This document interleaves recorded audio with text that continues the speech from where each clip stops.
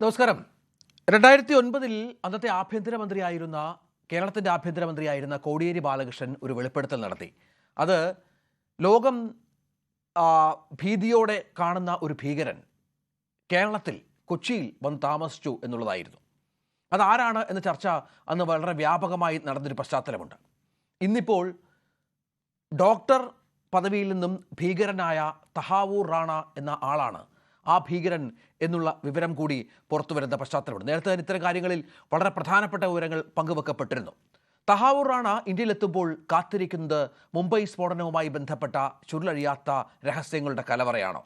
മോദിക്ക് ട്രംപ് നൽകിയ ഉറപ്പ് പാലിക്കപ്പെടുമ്പോൾ എന്തിൻ്റെയൊക്കെ കൂടുതൽ വിവരങ്ങളാണ് പുറത്തേക്ക് വരിക?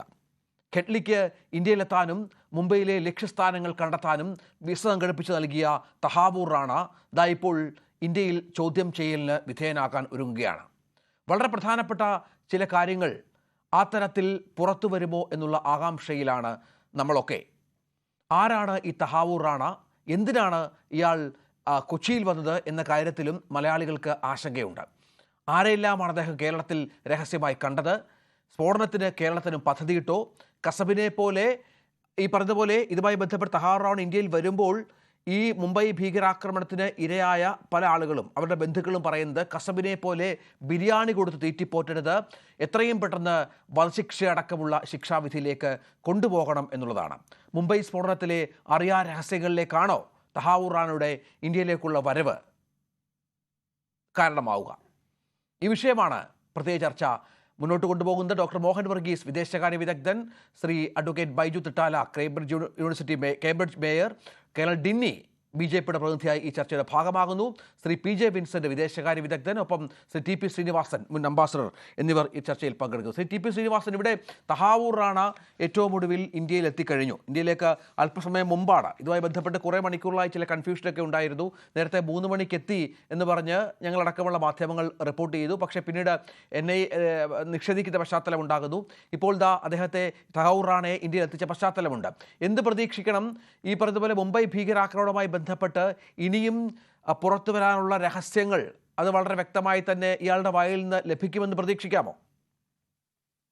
തീർച്ചയായും പ്രതീക്ഷിക്കാം. കാരണം എത്രയോ കാലം കഴിഞ്ഞതല്ലേ. അപ്പൊ തീർച്ചയായിട്ടും അദ്ദേഹം അതൊക്കെ സത്യം പറയാൻ തയ്യാറാകും എന്ന് നമുക്ക് വിശ്വസിക്കാം. പക്ഷെ അതൊരു റൂട്ടീൻ മാറ്ററാണ്. നമ്മളതിനെപ്പറ്റി ഒരുപാട് ഫസ് ഉണ്ടാക്കേണ്ട ആവശ്യമില്ല എന്ന് എനിക്ക് തോന്നുന്നു. കാരണം അദ്ദേഹത്തിന്റെ കുറ്റം തെളിഞ്ഞിരിക്കുക തന്നെയാണ്. അതുപോലെ US സുപ്രീം കോർട്ട് പോലും അദ്ദേഹത്തിന് വിട്ടുകൊടുക്കാൻ തയ്യാറായില്ല. പ്രസിഡന്റ് ട്രംപ് ഒരു സ്പെഷ്യൽ ജസ്റ്റർ എന്ന നിലയിൽ അതാണ് ആദ്യം നമ്മുടെ പ്രധാനമന്ത്രിയോട് പറഞ്ഞത്. അപ്പോൾ അതൊക്കെ റൂട്ടീനായിട്ട് പോകുന്നു. അതിനെപ്പറ്റി വലിയ വാർത്താ പ്രാധാന്യം ഉണ്ടെന്ന് എനിക്ക് തോന്നുന്നില്ല. പക്ഷെ യഥാർത്ഥത്തിലുള്ള വാർത്താ പ്രാധാന്യം എന്ന് പറയുന്നത് നമ്മുടെ fight against terrorism, particularly after 9/11. 9/11 ശേഷം എല്ലാവരും പ്രതിജ്ഞയെടുത്തതാണ് ടെററിസം ഇല്ലാതാക്കും. യുണൈറ്റഡ് നേഷൻസിൽ നമ്മൾ അവതരിപ്പിച്ച കോംപ്രിഹെൻസീവ് ആന്റി ടെററിസം റെസൊല്യൂഷൻ ഉടനെ തന്നെ പാസ്സാക്കുമെന്ന് വരെ വാർത്തകളുണ്ടായിരുന്നു. പക്ഷേ UNLSC നമുക്കറിയാം, one man's terrorist is another man's freedom fighter എന്നുള്ള തിയറി ഉണ്ട്. ടെററിസം എന്താണെന്ന് ഡിഫൈൻ ചെയ്തിട്ട് പോലുമില്ല. എന്നാലും നമ്മൾ വളരെ ആക്റ്റീവാണ്. സെക്യൂരിറ്റി കൗൺസിലിന്റെ ടെററിസം കമ്മിറ്റിയുടെ ചെയർമാനായിരുന്നു ഇന്ത്യ. നമ്മൾ സെക്യൂരിറ്റി കൗൺസിലുണ്ടായിരുന്നു. ആ ഒരു ചരിത്രമാണ് നമ്മൾ ഓർക്കേണ്ടത്. നമുക്ക് നമ്മുടെ താല്പര്യങ്ങൾക്ക് ഉപരിയായി ടെററിസത്തിനെതിരായി നമ്മൾ ഫൈറ്റ് ചെയ്യുന്നതിൻ്റെ ഒരു ഭാഗമായിട്ടാണ് ഞാൻ ഇതിനെ കാണുന്നത്. അപ്പോൾ ഇത് യഥാർത്ഥത്തിൽ അദ്ദേഹത്തിന് ശിക്ഷിക്കും എന്നും അങ്ങനെ ടെററിസത്തിനെതിരായിട്ടുള്ള ഒരു വലിയ മൂവിന്റെ ലീഡർഷിപ്പ് കൊടുക്കാൻ ഇന്ത്യക്ക് കഴിയുമെന്നുള്ളതാണ് ഞാൻ ഇതിൽ കാണുന്നത്. അതുകൊണ്ട് നമ്മളത് എക്സ്പെക്ട് ചെയ്യേണ്ടതാണ്. ഇത് ബോംബെയിലെ ടെററിസം മാത്രമല്ല, ലോകത്തെല്ലാമുള്ള ടെററിസ്റ്റ് നെറ്റ്വർക്കിന്റെ അതില് പാകിസ്ഥാന്റെ താല്പര്യം അതിൽ പങ്കെടുത്തിട്ടുണ്ടെന്ന് അറിയാം.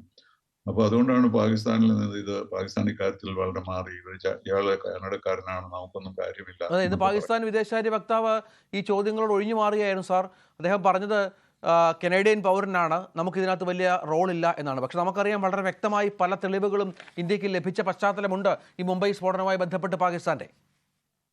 അതുകൊണ്ട് തന്നെയാണ് പാകിസ്ഥാൻ ടെററിസ്റ്റ് ഗ്രൂപ്പിനോട് അസോസിയേറ്റഡ് ആയിരുന്നുള്ളതെന്ന് ലോകം അംഗീകരിച്ചിട്ടുള്ളതാണ്. ഏത് കാറ്റഗറിയിലാണ് ഇപ്പോഴെന്ന് അറിയില്ല, എന്തായാലും ഗ്രീൻ. അപ്പോൾ അതുകൊണ്ട് അതിന് വളരെ പ്രാധാന്യമുണ്ട്. അപ്പോൾ ഒരു ഇന്റർനാഷണൽ ടെററിസത്തിനെതിരായിട്ടുള്ള ഒരു ശ്രമത്തിന്റെ ഇന്ത്യക്ക് പ്രധാനമായ ഒരു സ്ഥാനം കിട്ടിയിരിക്കുകയാണ് ഇക്കാര്യത്തിൽ. അങ്ങനെ വേണം നമ്മൾ ഇതിനെ കാണാൻ. ഒരു കോൺട്രിബ്യൂഷൻ നമ്മുടേത് ഇന്റർനാഷണൽ ടെററിസത്തിനെതിരെ. കാരണം 30 വർഷം മുമ്പ് എല്ലാവരും നിശ്ചയിച്ചതാണ് ടെററിസത്തിനെ അവസാനിപ്പിക്കും. അമേരിക്ക 30 വർഷം യുദ്ധം ചെയ്തു എന്നിട്ട് പോരുകയാണ് ചെയ്തത്. ഒരു തരത്തിലും ഈ ഇന്റർനാഷണൽ ടെററിസത്തിനെ സപ്രസ് ചെയ്യാൻ നമ്മളെ കൊണ്ട് കഴിഞ്ഞിട്ടില്ല, ആരെ കൊണ്ടും കഴിഞ്ഞിട്ടില്ല. അപ്പൊ അതിന്റെ ഒരു ഭാഗമായിട്ടാണ് നമ്മൾ ഇതിനെ കാണേണ്ടതും പ്രവർത്തിക്കേണ്ടതെന്നാണ് എൻ്റെ അഭിപ്രായം. ശ്രീ കേണൽ ഡിന്നി, ഇവിടെ ഈ ശ്രീ ടി പി ശ്രീനിവാസൻ പറഞ്ഞതുപോലെ ഭീകരവാദവുമായി ബന്ധപ്പെട്ട് വലിയ പോരാട്ടങ്ങൾ നടത്തുന്ന രാജ്യങ്ങളിലൊന്നാണ് ഇന്ത്യ. നമുക്കറിയാം, ഇപ്പോൾ നമ്മുടെ വലിയ നയതന്ത്ര വിജയമാണ് ഈ തഹാവൂർ റാണെ ഇന്ത്യയിലേക്ക് എത്തിക്കുക എന്നുള്ളത്. 2012 മുതൽ തുടങ്ങിയ ഒരു ഓപ്പറേഷനാണ്, ശ്രമങ്ങളാണ്. അതിൻ്റെ ഭാഗമായി ഇപ്പോൾ ഏറ്റവും ഒടുവിൽ ഈ കൊടും ഭീകരനെ ഇന്ത്യയിലേക്ക് എത്തിക്കാൻ സാധിക്കുന്നുണ്ട്. ഇത് ഒരു വലിയ വിജയമായി തന്നെ യാതൊരു സംശയവുമില്ല, സംശയലേശമന്യെ കണക്കാക്കാം. ഇന്ത്യയുടെ വലിയ വിജയമാണ്. നമുക്കറിയാം, പല വിഷയങ്ങളിലും ട്രംപ് നമ്മളോട് കലഹിക്കുമ്പോഴും ലോകരാജ്യങ്ങളോട് കലഹിക്കുമ്പോഴും ഇത്തരത്തിലുള്ള ഭീകരവാദത്തോട് ഇന്ത്യയുടെ സമീപനത്തോടും ഒക്കെ വിട്ടുവീഴ്ചയില്ല. ഈ പറഞ്ഞ ഇന്ത്യയുടെ സമീപനത്തോട് യോജിക്കുന്ന ഒരു പശ്ചാത്തലം ഒരുക്കുന്നു എന്നതിൻ്റെ കൃത്യമായ സൂചന കൂടി ആയി കാണാമല്ലോ ഇതിനെ. തീർച്ചയായിട്ടും നമുക്കിത് മനസ്സിലാക്കുന്നതെന്ന് വെച്ചാൽ ഇതുപോലൊരു ഹൈ പ്രൊഫൈൽ ആയിട്ടുള്ള ഒരു ടെററിസ്റ്റ് ഇതിന് മുൻപ് ഭാരതത്തിലേക്ക് എക്സ്ട്രഡിറ്റ് ചെയ്തിട്ടുള്ള അറിവ് എനിക്കില്ല. ചില ടെററിസ്റ്റ് ഓഫ് കോഴ്സ് സൗദി അറേബ്യയിൽ നിന്നും മറ്റും ഒക്കെ വന്നിട്ടുണ്ട്. പക്ഷെ 26/11 പോലെ ഇത്രയും ഹൈ പ്രൊഫൈൽ ആയിട്ടുള്ള ഒരു ടെററിസ്റ്റ്, പ്രത്യേകിച്ച് നമുക്കറിയാം 164 പേരെ വധിച്ച് ആ ഒരു വധിച്ചവരിൽ 10 പേര് ഇന്നില്ല. പക്ഷെ അതിന്റെ മാസ്റ്റർ മൈൻഡ് ആയിട്ടുള്ള ആളുകളെ ഇതുവരെ നമുക്ക് നമ്മുടെ നീതി വ്യവസ്ഥയ്ക്ക് ഉള്ളിൽ കൊണ്ടുവരികയും അവർക്ക് വേണ്ട ശിക്ഷ കൊടുക്കാൻ സാധിച്ചിട്ടില്ല. അപ്പൊ അങ്ങനെ നോക്കുമ്പോൾ തീർച്ചയായിട്ടും ഇത് വലിയൊരു വിജയം തന്നെയാണ്. പക്ഷെ അതുപോലെ വേറൊരു കാര്യം, ഈ ഒരു തീരുമാനം, അതായത് തഹാവൂർ റാണെ ഇന്ത്യയിലേക്ക് വിട്ടു കൊടുക്കണം എന്നുള്ളത്, അത് പ്യൂർലി ഒരു പൊളിറ്റിക്കൽ തീരുമാനമാണ്. അത് രാഷ്ട്രീയ തീരുമാനമാണ് യുഎസിന്റെ, പ്രത്യേകിച്ച് യുഎസിന്റെ ഡൊണാൾഡ് ട്രംപിന്റെ. കാരണം അവിടുത്തെ സുപ്രീം കോടതി അല്ല മറ്റു പല കോടതികളും ഓക്കെ എന്ന് പറയുകയാണെങ്കിൽ തന്നെ അവിടുത്തെ പ്രസിഡന്റിന് പവർ ഉണ്ട്, അത് വേണ്ട, അത് നമ്മൾ അയക്കുന്നില്ല. അതിന് മുൻപ് നമ്മൾ പല പ്രാവശ്യം വേറെ പല കേസുകളിലൊക്കെ ഇതുപോലത്തെ പൊളിറ്റിക്കൽ ഡിസിഷൻ അവർക്ക് ഇന്ത്യയിലോട്ട് അയക്കാൻ താല്പര്യമില്ല എന്നുള്ളതൊക്കെ നമുക്കറിയാം. പ്രത്യേകിച്ച് നമുക്ക് കാനഡയിലൊക്കെ ഉള്ള ധാരാളം കേസുകൾ നമുക്കുണ്ട്. കാനഡയിൽ ഭാരതത്തിന് വിരുദ്ധമായിട്ട് പ്രവർത്തിക്കുന്ന ധാരാളം ആളുകളുടെ റിപ്പോർട്ടൊക്കെ നമ്മൾ കൊടുത്തിട്ടുണ്ട്. പക്ഷെ അവിടെ നിന്നും അങ്ങനെ ഒരു സമീപനം നമുക്ക് ഇതുവരെ കിട്ടിയിട്ടില്ല. അവിടാണ് ഡൊണാൾഡ് ട്രംപ് എന്നുള്ള പ്രസിഡന്റിന്റെ കൃത്യമായിട്ടുള്ള ഇച്ഛാശക്തി അല്ലെങ്കിൽ രാഷ്ട്രീയ ഇച്ഛാശക്തി നമുക്ക് കാണാൻ സാധിക്കുന്നത്. അതുകൊണ്ടാണ് ഇന്ന് ഈ തഹാവൂർ റാണ വരുന്നത്. അവിടെയാണ് നമ്മുടെ ഇപ്പോഴത്തെ ഗവൺമെന്റിന്റെ ഒരു കാര്യം നമുക്ക് പറയാതിരിക്കാൻ പറ്റില്ല. കാരണം 2008 ഈ ഒരു സംഭവം നടക്കുന്നത്. 2009 തഹാവൂർ റാണയും ഡേവിഡ് ഹെഡ്ലിയും പിടിക്കുന്നത്. 2013 നമ്മൾ ആദ്യമായിട്ട് എക്സ്ട്രഡിഷന് വേണ്ടി ഒരു കേസ് നമ്മൾ ഫോർവേഡ് ചെയ്തത്. ആൻഡ് ഇപ്പം വന്നിട്ട് ഇപ്പൊ 2025 ആയപ്പോഴാണ് ഫൈനലി നമുക്ക് തഹാവൂർ റാണെ നമ്മൾ ഭാരതത്തിലേക്ക് കൊണ്ടുവരാൻ സാധിക്കുന്നത്. അപ്പം എനിക്ക് തോന്നുന്നു ഇതൊരു കൺവേർജൻസ് ഓഫ് പൊളിറ്റിക്കൽ വിൽ, അതായത് ഇന്ത്യയുടെ ഭാഗത്ത് നിന്ന് പ്രൈം മിനിസ്റ്റർ മോദിയും ഡൊണാൾഡ് ട്രംപിന്റെ യുഎസിന്റെ ഭാഗത്ത് നിന്ന് ഡൊണാൾഡ് ട്രംപിന്റെയും രണ്ടുപേരുടെയും ഒരു പൊളിറ്റിക്കൽ വിൽ, അതായത് ഇങ്ങനെ ഒരു തീരുമാനം ഒരു വ്യക്തി, പ്രത്യേകിച്ച് കനഡിയൻ ഒറിജിൻ, പ്രത്യേകിച്ച് പാകിസ്ഥാനിൽ നിന്ന് വന്ന് കാനഡയിൽ അങ്ങനെ ഒരു വ്യക്തിയെ ഇന്ത്യയിലേക്ക് കൈമാറുന്നു എന്ന് പറയുമ്പോൾ അത് എനിക്ക് തോന്നുന്നു ശ്രീനിവാസൻ സാറൊക്കെ വളരെ സീനിയർ ആയിട്ടുള്ള അംബാസിഡേഴ്സ് ആണ്, ഡിപ്ലോമാറ്റ്സ് ആണ്. അവരുടെയൊക്കെ നമുക്ക് മുൻപ് കാലങ്ങളിൽ നമ്മളടുത്ത് സമീപനം എങ്ങനെയായിരുന്നു എന്ന് നമുക്കറിയാം. അത് ഭാരതത്തിൽ വന്നു കഴിഞ്ഞാൽ അവർക്ക് സുരക്ഷ കിട്ടുമോ, അല്ലെങ്കിൽ ഭാരതത്തിന്റെ നീതി വ്യവസ്ഥയെ കുറിച്ച് അവർക്ക് വലിയ ആശങ്ക ഉണ്ടായിരുന്നു. പക്ഷെ ഇപ്പോൾ ഭാരതം എപ്പോഴും പറഞ്ഞുകൊണ്ടിരുന്ന കാര്യമുണ്ട്, അതായത് ഈ ടെറർ എന്ന് പറയുന്നത് അതിനകത്ത് ഒരു കോംപ്രമൈസ് ചെയ്യാൻ പാടില്ല എന്നുള്ളത്. അത് എനിക്ക് തോന്നുന്നു ലോക രാജ്യങ്ങൾ ഇന്ന് അംഗീകരിക്കുന്നു. അതിന്റെ ഏറ്റവും ഉത്തമ ഉദാഹരണം തന്നെയാണ് 26/11 ഈ ഒരു മുംബൈയിൽ ഇത്രയും വലിയൊരു ഭീകരവാദം നടത്തിയിട്ട് അതിന്റെ ഒരു ടെററിസ്റ്റിനെ യുഎസിനെ പോലുള്ള ഒരു സ്റ്റേറ്റ്, ഒരു കൺട്രി ഇന്ന് ഭാരതത്തിലേക്ക് എക്സ്ട്രഡിറ്റ് ചെയ്യുന്നു എന്ന് പറയുമ്പോൾ തീർച്ചയായിട്ടും ഒരു വരും ദിവസങ്ങളിൽ അത് മറ്റു രാജ്യങ്ങൾക്കും ഒരു ബീക്കൺ ഓഫ് ഇതാണ്. അതായത് ഓക്കെ, ഇങ്ങനെ ടെറർ ചെയ്തിട്ടുണ്ടെങ്കിൽ ആ ഒരു കൺട്രി ആവശ്യപ്പെടുകയാണെങ്കിൽ അങ്ങോട്ട് അങ്ങനെ തന്നെ അയക്കണം. അതിനകത്ത് വേറെ കൺസിഡറേഷൻ, അതായത് പൊളിറ്റിക്കൽ കൺസിഡറേഷൻ, റിലീജിയസ് കൺസിഡറേഷൻ, അതൊന്നും കയറി വരരുത്. ടെററിനെ ടെററായിട്ട് തന്നെ കാണണം എന്നുള്ള ഒരു സന്ദേശം കൂടി എനിക്ക് തോന്നുന്നു ഇതിനകത്ത് നമുക്ക് കാണാം. ശ്രീ ബൈജു തുട്ടാല, അതിനോട് താങ്കൾ യോജിക്കുന്നുണ്ടോ? കാരണം ഈ ഭരണം, നമുക്കറിയാം ഈ സംഭവം ഉണ്ടായത് ആ സമയത്തെ ഇന്ത്യ ഭരിച്ചിരുന്നത് ആരാണ്? പിന്നീട് പല നീക്കങ്ങൾ ഇതുമായി ബന്ധപ്പെട്ട് സംഭവിച്ചിരുന്നു. നരേന്ദ്രമോദി സർക്കാർ അധികാരത്തിൽ വന്നതിന് ശേഷം ട്രംപുമായുള്ള ബന്ധം, അതിൻ്റെ കാര്യങ്ങളൊക്കെ നമുക്കറിയാം. പക്ഷേ സമീപകാലത്ത് ട്രംപ് സ്വീകരിക്കുന്ന പല നടപടികളും പകരച്ചുങ്കവുമായി ബന്ധപ്പെട്ടും മറ്റു പല വിഷയങ്ങളുമായി ബന്ധപ്പെട്ടും രാജ്യങ്ങളോട് കലഹിക്കുന്ന ഒരു രീതിയുണ്ട്. പക്ഷേ ഭീകരവാദവുമായി ബന്ധപ്പെട്ട് വരുമ്പോൾ ഇന്ത്യയുടെ മാറിയ സമീപനത്തോട് ചേർന്ന് നിൽക്കുന്ന ഒരു രീതിയായി ഈ പറഞ്ഞതുപോലെ ഇത്തരത്തിലുള്ള കൈമാറ്റങ്ങളെ താങ്കൾ വിലയിരുത്തുന്നുണ്ടോ? ഇതിനെ തീർച്ചയായും ഞാനൊരു പൊളിറ്റിക്കൽ ഡിസിഷൻ എന്നതിനേക്കാൾ ഉപരി ഞാൻ ഇതിനെ കാണുന്ന ഒരു ലീഗൽ ഫൈറ്റിന്റെ വിജയമായിട്ടാണ് ഞാൻ കാണുന്നത്. കാരണം അതായത് മജിസ്ട്രേറ്റ് കോർട്ട് മുതൽ സുപ്രീം കോർട്ട് വരെ പോയിട്ടും നിൽക്കാതെ അദ്ദേഹത്തിന്റെ അപ്പീല് അദ്ദേഹം പല ആപ്ലിക്കേഷൻസും കൊടുത്തിരുന്നു. എല്ലാ കോടതികളിലും കൊടുത്തു. എല്ലാ കോടതികളിലും അദ്ദേഹത്തിന്റെ ആപ്ലിക്കേഷൻ എക്സോസ്റ്റ് ആയി കഴിഞ്ഞപ്പോൾ പിന്നെ അത് മറ്റു മാർഗമില്ലാതെയാവുകയും അതിൽ നമ്മൾ ഇന്ത്യയിലേക്ക് ഇദ്ദേഹത്തെ കൊണ്ടുവരികയും ഇദ്ദേഹത്തിന്റെ ട്രയൽ ഫേസ് ചെയ്യുക എന്നുള്ളത് നമുക്ക് ഇന്റർനാഷണൽ ടെററിസത്തിനെ കൺഫ്രണ്ട് ചെയ്യാൻ ആവശ്യമായ ഒരു നടപടിയാണ് എന്ന് കണ്ടുകൊണ്ട് മാത്രമേ നമുക്ക് ഈ വിഷയത്തെ അഡ്രസ്സ് ചെയ്യാൻ പറ്റുള്ളൂ. ഉദാഹരണമായിട്ട് നിങ്ങൾ ഒരുപക്ഷെ അറിയാമായിരിക്കും, ഈ ബ്രിട്ടനിൽ അബു ഖത്താഡ ഏതാണ്ട് 20 വർഷമാണ് അദ്ദേഹം UK-യിൽ ലീഗൽ ഫൈറ്റ് നടത്തിയത്. അപ്പോൾ ആ ലീഗൽ ഫൈറ്റ് നടത്തി അവസാനം ഗവൺമെന്റിന്റെ ഒരു പൊളിറ്റിക്കൽ വില്ലുണ്ടായിരുന്നു. ആ വില്ലോട് കൂടി തന്നെ എല്ലാ ലീഗൽ അവന്യൂസും കൊടുക്കുകയും ആ ലീഗൽ അവന്യൂസ് എല്ലാം എക്സ്പ്ലോർ ആയി കഴിഞ്ഞതിന് ശേഷം ഇദ്ദേഹത്തെ ഈ അബു ഖത്താഡെ അദ്ദേഹത്തിന്റെ രാജ്യത്തേക്ക് തിരിച്ചുവിടുകയും അവിടെ അദ്ദേഹം ട്രയൽ ഫേസ് ചെയ്യുകയാണ് ചെയ്തത്. അതുപോലെ തന്നെ ഇന്ത്യയിലും ഇത് ഒരു കാര്യത്തിൽ ഞാൻ ഉറപ്പിച്ചു പറയുന്നു, it is A success of A team. അതിനൊരു സംശയം എനിക്കില്ല. ഈ സാധാരണ ഇങ്ങനെയുള്ള കേസുകളിലൊക്കെ ഇപ്പം നമ്മുടെ ഇവിടെ ഇന്ത്യയിൽ നിന്നും ഓടി നടക്കുന്ന കുറേ ആളുകളൊക്കെ UK തന്നെ ഉണ്ടല്ലോ. അവരുടെയൊക്കെ ആപ്ലിക്കേഷനിൽ എപ്പോഴും വരുന്ന ഇവർ തിരിച്ചു ചെല്ലുമ്പോൾ പ്രോസിക്യൂഷൻ ഫേസ് ചെയ്യും എന്നുള്ളതാണ് ഇവരുടെയൊക്കെ പല ആപ്ലിക്കേഷനും. അതായത് ഒരാളുടെ ഈ UK-യിലുള്ള എക്സൈൽ കഴിയുന്ന ഒരാളുടെ ആപ്ലിക്കേഷൻ കൺസിഡർ ചെയ്തൊരു ജഡ്ജിയെ ഞാൻ ഒരിക്കലും ഒരു മീറ്റിംഗിൽ വെച്ച് കണ്ടു. അദ്ദേഹം പോലും പറയുന്നത് ഇവരുടെയൊക്കെ ആപ്ലിക്കേഷന്റെ ബേസ് എന്ന് പറയുന്നത് തന്നെ if we were return back to India we will be prosecuted. അതായത് ഇപ്പോൾ ഫെയർ ട്രയൽ നടക്കില്ല. അത് അങ്ങനെയല്ല. ഇന്ത്യയിൽ ഫെയർ ട്രയൽ നടക്കും. ഇത്രയും ഹൊറിഫിക് എയർ ഒഫൻസ് ആണ്. ഈ ഒഫൻസിന്റെ പല ഇൻവെസ്റ്റിഗേഷനും ട്രയലിലൂടെയും ആ ട്രയൽ പ്രൊസീജിയറിലൂടെ ഇതിന്റെ ബാക്കി കണ്ണികളെ ലിങ്ക് ചെയ്യാൻ പറ്റും എന്നുള്ള ഒരു കൃത്യമായ ബോധ്യം അവിടുത്തെ ജുഡീഷ്യറിക്ക് ഉണ്ടായി. അതിനോടൊപ്പം തന്നെ അത് പൊളിറ്റിക്കലി എൻഡോഴ്സ് ചെയ്യപ്പെട്ടു എന്നുള്ള ഒരു സ്റ്റാൻഡ് പോയിന്റിൽ നിന്ന് മാത്രമേ എനിക്ക് കാണാൻ പറ്റുകയുള്ളൂ. അതോടൊപ്പം തന്നെ ഇതൊരു സക്സസ് തന്നെയാണ്. നമുക്ക് ഒരിക്കലും ചെറുതായി കാണാൻ പറ്റില്ല. ലോകരാജ്യങ്ങളിലുള്ള ഇപ്പം നമ്മൾ ഈ മൊസാദിനെ പറ്റി ഒരു പുസ്തകം എഴുതിയിട്ടുണ്ട്. അതിലുമൊക്കെ ഇതിൽ ലീഗൽ ഫൈറ്റും പൊളിറ്റിക്കൽ ഫൈറ്റും ഒരുപോലെ മുമ്പോട്ട് പോയ ഒരു പല സക്സസ് നമ്മൾ കണ്ടിട്ടുണ്ട്. അത് തന്നെയാണ് ഈ സാഹചര്യത്തിലും ലീഗൽ ഫൈറ്റ് കൃത്യമായി അവിടെ നടന്നിരുന്നു. സ്വാഭാവികമായിട്ടും ഈ അമേരിക്ക പോലെയും ബ്രിട്ടൻ പോലെയും ഉള്ള രാജ്യങ്ങളിലൊക്കെ ലീഗൽ ആയിട്ടുള്ള എല്ലാ അവന്യൂസും എക്സോസ്റ്റ് ചെയ്ത് കഴിയാതെ ഒരു പൊളിറ്റിക്കൽ ഡിസിഷൻ എടുക്കുന്നതിൽ സ്വാഭാവികമായിട്ടും ഈ ഡൊമസ്റ്റിക് അതായത് രാജ്യങ്ങൾ തന്നെ അതിൻ്റെതായ കോൺസിക്വൻസ് ഉണ്ടാകും. അത് ചലഞ്ച് ചെയ്യപ്പെടും. അതിനെ എല്ലാം കൃത്യമായി ഫോളോ ചെയ്തതിന് ശേഷമാണ് ഇങ്ങനത്തെ ഒരു ഡിസിഷൻ എടുത്തിരിക്കുന്നത് എന്നും ഇന്ത്യയിൽ ഇദ്ദേഹത്തെ ഇൻവെസ്റ്റിഗേഷനിലൂടെ അല്ലെ അതിന്റെ ട്രയൽ പ്രോസസ്സിലൂടെ, ഇൻവെസ്റ്റിഗേഷന് മുമ്പാണല്ലോ ട്രയൽ, അപ്പോൾ ആ ട്രയലിലൂടെ തന്നെ ഇതിന്റെ ബാക്കി കണ്ണികളെ കൃത്യമായി പിൻ ചെയ്യാൻ പറ്റും. ഇതിൻ്റെ ഒരു മറ്റ് അവന്യൂസ് ഓപ്പൺ ചെയ്യും എന്നുള്ളതാണ് എൻ്റെ ഒരു കാഴ്ചപ്പാട്. അതോടൊപ്പം ഈ ട്രംപിൻ്റെ ഈ ആഗോള ഭീകരവാദത്തോടുള്ള സമീപനം കൂടി വളരെ പ്രധാനപ്പെട്ടൊന്നല്ലേ? നമുക്കറിയാം, നരേന്ദ്രമോദിയും ട്രംപുമായുള്ള ഇത്തരം വിഷയങ്ങളിലുള്ള ചർച്ചകൾ സംഭവിച്ചിരുന്നു. മറ്റു പല വിഷയങ്ങളിലും കടുപിടുത്തം നടത്തുമ്പോഴും ഈ ഭീകരവാദത്തോട് യാതൊരു തരത്തിലുള്ള കോംപ്രമൈസും ഇല്ല എന്നുള്ള ട്രംപിൻ്റെ ഒരു നിലപാട് കൂടി മാറിയ അമേരിക്കയുടെ ഈ പറഞ്ഞതുപോലെ നേരത്തെയുള്ള അതിനേക്കാൾ കുറച്ചുകൂടി ശക്തമായ ഒരു നിലപാട് ഇത്തരം വിഷയങ്ങൾ സ്വീകരിക്കുന്നു എന്നതും ഇതിന് വളരെ പരമപ്രധാനമായ ഒന്നായി മാറിയിട്ടില്ലേ സാർ? ഞാൻ അതേ രീതിയിൽ തന്നെ റീഡ് ചെയ്യാൻ തയ്യാറില്ല. എൻ്റെ കാരണം റൊമേനിയയിൽ എനിക്കൊന്നൊരു ഏതാണ്ട് ഒരു മാസമായെന്ന് തോന്നുന്നു, വളരെ ഹൊറിഫിക് ആയിട്ടുള്ള റേപ്പ് കേസിലെ അക്യൂസ്ഡിനെ ഔട്ട് ഓഫ് ദ ബ്ലൂവിൽ ഇപ്പം പ്രോസിക്യൂഷനെ പോലും അമ്പരപ്പിച്ചുകൊണ്ട് അവരെ അമേരിക്കൻ സിറ്റിസൺ ആയിരുന്നു, അവരെ അമേരിക്കയിലേക്ക് തിരിച്ചു കൊണ്ടുപോയ ഒരു സംഭവം ഒരു റീസെന്റ് എനിക്കൊന്ന് ഒരു മാസമായി എന്നുള്ള കറക്റ്റ് ഡേറ്റ് ഞാൻ ഓർക്കുന്നില്ല. അപ്പോൾ അതുപോലെ തന്നെ നമ്മളെ ഈ പാലസ്തീനിൽ നടക്കുന്നതോ ഗാസയിൽ നടക്കുന്നതോ അതുപോലെ നമ്മുടെ യുക്രൈനിൽ നടക്കുന്നതോ, അപ്പോൾ ഇതിലൊക്കെ കൃത്യമായി ഇത് ട്രംപിന്റെ ഒരു പൊളിറ്റിക്കൽ വില്ല് കൊണ്ടാണ് ഇത് നടന്നതെന്ന് ഞാനതേ രീതിയിൽ പൊളിറ്റിക്കലായി ഞാനതിനെ കാണാൻ തയ്യാറില്ല.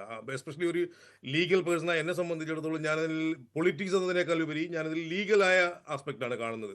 അപ്പോൾ അതിൽ നമ്മളിപ്പം ഈ എല്ലാ ഹൊറിഫിക് ഒഫൻസുകളെയും ട്രംപ് നേരിൽ നിന്ന് അതിനോടൊരു കോംപ്രമൈസും ചെയ്യാത്ത ആളാണ് എങ്കിൽ അത് വലിയ വിവാദമായിരുന്നു. ഈ റൊമേനിയയിൽ നിന്ന് അവർ ജയിലിൽ കിടന്നവരാണ്. അതായത് ബെയിൽ പോലും കിട്ടാതെ, അതായത് ഫ്ലൈറ്റ് റിസ്ക് ഉണ്ട് എന്ന് കണ്ട് ബെയിൽ പോലും കിട്ടാതെ കസ്റ്റഡിയിൽ കിടന്നവരാണ്. അവരെയാണ് ഒരു ഔട്ട് ഓഫ് ദ ബ്ലൂവിൽ പ്രോസിക്യൂഷൻ കേസ് ഡ്രോപ്പ് ചെയ്യുന്നു, ഇവർ അമേരിക്കയിലേക്ക് തിരിച്ചു പോകുന്നു.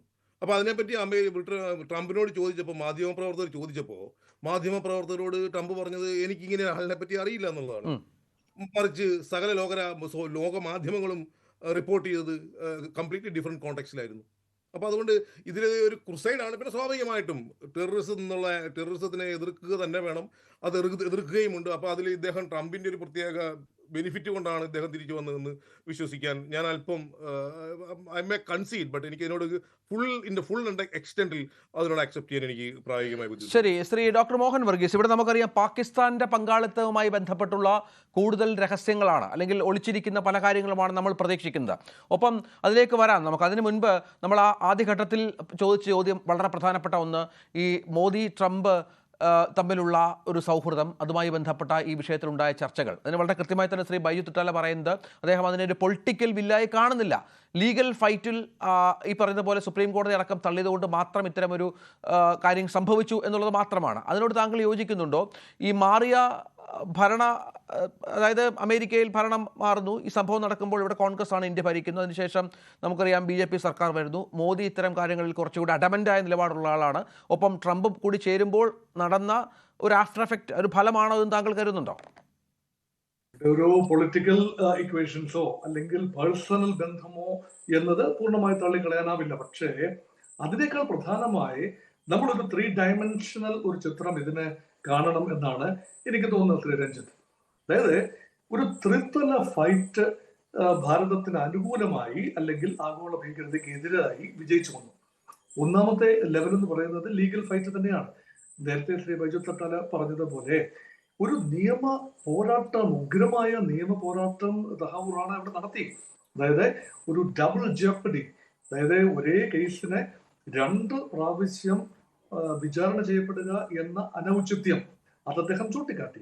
അപ്പൊ താഴെ തട്ടിലെ കോടതികളിൽ, അവിടെ കാലിഫോർണിയ കോർട്ടിലാണെന്ന് തോന്നുന്നു, മജിസ്ട്രേറ്റ് കോർട്ടിൽ അത് തള്ളിക്കളഞ്ഞതിന് ശേഷമാണ് പിന്നീട് അതിന് കേസിന് ജീവൻ വെച്ചതും അങ്ങനെ അദ്ദേഹത്തെ കൈമാറാം, എക്സ്ട്രഡിഷൻ ആകാം എന്നത് തീരുമാനമായത്. 2017 നമ്മൾ ഒപ്പിട്ട ഒരു എക്സ്ട്രഡിഷൻ ട്രീറ്റി, അപ്പൊ അത് അനുസരിച്ച് 2007 അപ്പൊ ആ ഒരു ട്രീറ്റിയുടെ ബലത്തിൽ നമുക്ക് എക്സ്ട്രഡിറ്റ് ചെയ്യാൻ സാധിക്കും എന്നത് ഒരു നയതന്ത്ര തലത്തിൽ പിന്നീട് രേഖപ്പെടുത്തുന്നു. ലീഗൽ വിക്ടറി ഉണ്ടായി.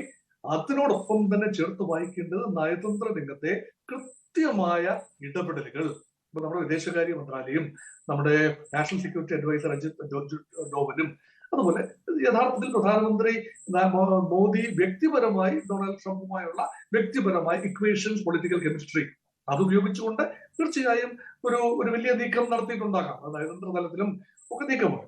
പക്ഷെ മൂന്നാമത്തെ ഫാക്ടർ അതിനേക്കാൾ പ്രധാനമാണ്. കാരണം ഇന്ന് ഭാരതം ഒരു പുഷ് ഓവർ സ്റ്റേറ്റ് അല്ല.